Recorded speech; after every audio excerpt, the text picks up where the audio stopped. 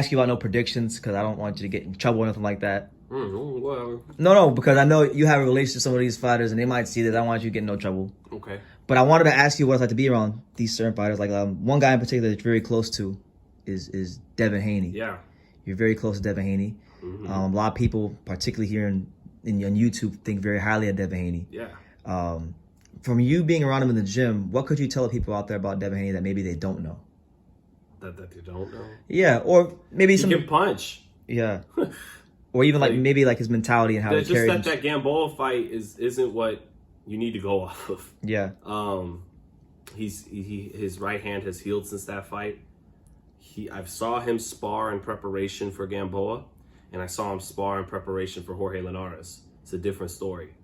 It's a different story. He's letting go of the heavy artillery. His right hand is better, you know, and he wasn't letting that shot go against Gamboa. Devin Haney could definitely become the best fighter pound for pound in boxing. And I know that was a lot more believable to people when he had momentum about a year or so ago. And then all of a sudden people were pumping the brakes after the Gamboa fight. But he has incredible instincts and feel and IQ in there at times. You know, I know he's still figuring things out as a young fighter, but he has a brain like a little bit like Floyd had. He reminds me of Floyd a little bit, genuinely. Yeah. You know, in personality, in the way his brain works, the way the certain type of confidence he has.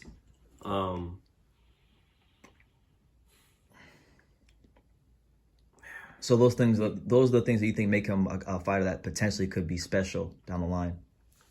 That, and it's just, he has so much skills. He has a great defense. He has great feet. He has a great jab. He can set up all the other. He has a check hook.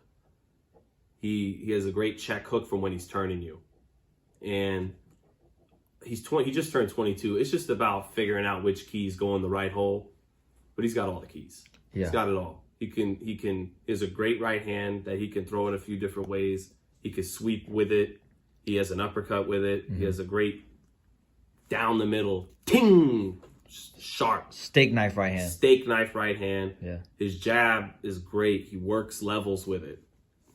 He can disarm you, make you miss, turn you, nail you with power. Watch this Linares fight, you know. And I know Linares is the most durable guy, but I wouldn't be surprised if he becomes the best fighter pound for pound in the next couple years. Okay, and I knew Teofimo Lopez's generational talent. I picked him to beat Vasyl Lomachenko. I just told you earlier how Gervonta Davis should be a top 10 pound for pound guy probably at some point very soon. Ryan Garcia, his talent is pretty extraordinary. His hand speed, everybody knows the hand speed. He's blessed with great size for his division. He has power. So great size, power, and amazing hand speed. That's a lot to work with. Yeah, a lot of tools in the toolbox. That's a lot given to you from God. And that said, I think Devin can be number one. I think out of all those guys, out of Lopez, Ryan. Yeah, and I'm talking about other guys who have Hall of Fame talent, and a couple of them may very well have Hall of Fame careers. Probably will. And I still think Devin, with his length, he's tall, he's 5'9", he's long, and he's going to be able to move up to welterweight just fine. 135, 140, 147, just fine. And I even think 154. Probably he has a good chance of being a little bit like Kobe Bryant was to Michael Jordan. Oh, okay. You know, I just in terms of you know, he reminds you of him.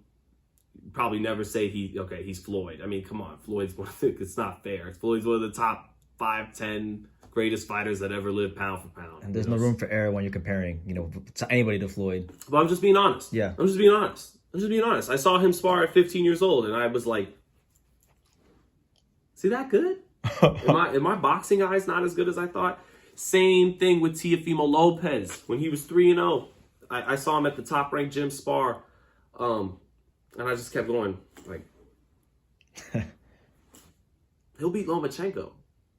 Like, you know, and I knew, yeah. And same thing with Dev. I was like, this dude is like, it's a little bit like Floyd when he was young. Difference is, you know, yeah. But anyways, I don't want to get. You don't want to get into it, but Wow. you made your point. You made your point. No, I made my point, man. He's gonna beat Linares, and you know, good luck knocking Devin Haney off his track. okay.